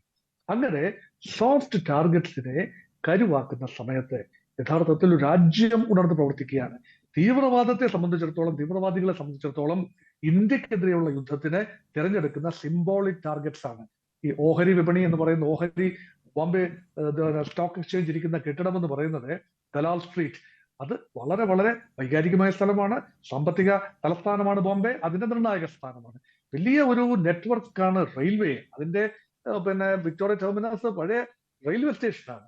അതൊക്കെ പണ്ട്. അതുപോലെ ലോകരാജ്യങ്ങളുടെ എല്ലായിടത്തു നിന്നുള്ള വിനോദസഞ്ചാരികൾ വരുന്ന ഇടമാണ് താജ് ഹോട്ടൽ. ജൂയിഷ് സെറ്റിൽമെന്റ് ഉള്ള ഒരു സ്ഥലമാണ് നരിമാൻ ഹൗസ്. അപ്പൊ ഇതെല്ലാം തന്നെ വ്യക്തമായ ഉദ്ദേശത്തോടു കൂടി ഇവിടങ്ങളിലെല്ലാമുള്ള സിംബോളിക് ടാർഗറ്റുകളെ പിന്നെ ഐഡന്റിഫൈ ചെയ്യുകയും അവിടെ സോഫ്റ്റ് ടാർഗറ്റ്സ് ആണ്. ഇതെല്ലാം തന്നെ സിംബോളിക് ആണ്, പക്ഷെ അവിടെ കരുവാക്കപ്പെടുന്ന സോഫ്റ്റ് ടാർഗറ്റ്സ് തന്നെയാണ് ജനങ്ങൾ. അങ്ങനെയെങ്കിൽ ഈ ഒരു വഴി ഇപ്പൊ ഇങ്ങനെ ഒരു തീവ്രവാദ സംഭവത്തെ, അങ്ങനെ ഒരു പ്രവണതയെ ഫൈറ്റ് അഗൻസ്റ്റ് ടെറർ എന്ന് പറയുന്നത് സീറോ ടോളറൻസ് ടു ടെറർ ആണ്. അങ്ങനെയെങ്കിൽ അടിസ്ഥാന തായ്വേരിലേക്ക് പോകണം, ഏറ്റവും ആഴത്തട്ടിലേക്ക് പോകണമെങ്കിൽ ഇതിനുള്ള ഫണ്ടിങ് കർബ് ചെയ്യാൻ കഴിയണം. തഹവൂർ റാണയുടെ അറസ്റ്റ് പ്രത്യേകത നിറഞ്ഞ ഒരു കാര്യമാകുന്നതിന്റെ കാരണം 2 കാരണങ്ങളാണ്. ഒന്നിവിടെ നേരത്തെ സൂചിപ്പിച്ച സ്ലീപ്പർ സെല്ലുകൾ, വ്യാപകമായി സ്ലീപ്പർ സെല്ലുകൾ ഉണ്ടാവും. കാരണം പെട്ടെന്ന് ഒരു നാൾ ബോംബെയിൽ കയറി വന്ന് ഇവിടെ ആക്രമണം നടത്തി തിരിച്ചു പോകാനൊന്നും സാധിക്കില്ല. അതിന് ഇന്ത്യക്കുള്ളിൽ പല ഇടങ്ങളിലായിട്ട് വന്ന് മാസങ്ങളോളം താമസിച്ച ഒരു ചരിത്രമാണ് ഡേവിഡ് കോൾമാൻ ഹെഡ്ലിക്കും തഹാവൂർ റാണയ്ക്കും. അങ്ങനെ സ്ഥിതിഗതികൾ വീക്ഷിച്ച് ഒരു ബോംബെയിൽ ഒരു ഓഫീസ് തന്നെ തുടങ്ങി, എമിഗ്രേഷനുമായി ബന്ധപ്പെട്ട ഓഫീസ് തന്നെ തുടങ്ങി.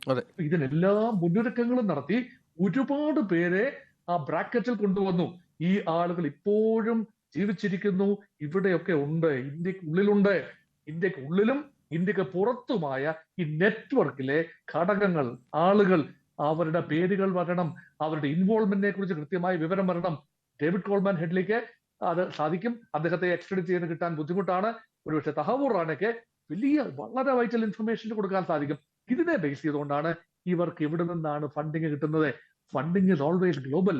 ഇവിടുന്ന് റേസ് ചെയ്യപ്പെടുന്ന പണമല്ല. ആ ഫണ്ടിങ് റൂട്ട് ഫലപ്രദമായി കട്ട് ചെയ്യാൻ കഴിഞ്ഞാൽ തീവ്രവാദത്തെ കംപ്ലീറ്റ്ലി എലിമിനേറ്റ് ചെയ്യാൻ പറ്റില്ല എങ്കിൽ പോലും തീവ്രവാദത്തിന്റെ തോത്, ഭീകരതയുടെ തോത് കുറച്ചു കൊണ്ടുപോകാൻ കഴിയും. അതോടൊപ്പം തന്നെ സർവൈലൻസ് സംവിധാനങ്ങളും ഇന്റലിജൻസും നെറ്റ്വർക്കും എല്ലാം തന്നെ മെച്ചപ്പെടുത്തണം.